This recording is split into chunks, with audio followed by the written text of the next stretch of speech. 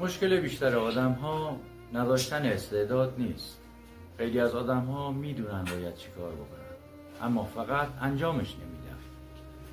حالا چرا؟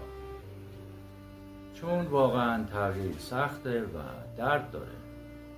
ذهن ما غالبا دوست داره در منطقه امن خودش باقی بمونه، حتی اگه اون منطقه پر از رنج باشه. رشد واقعی در اولین قدمی شروع میشه که حتی با وجود ترس برش می‌داری.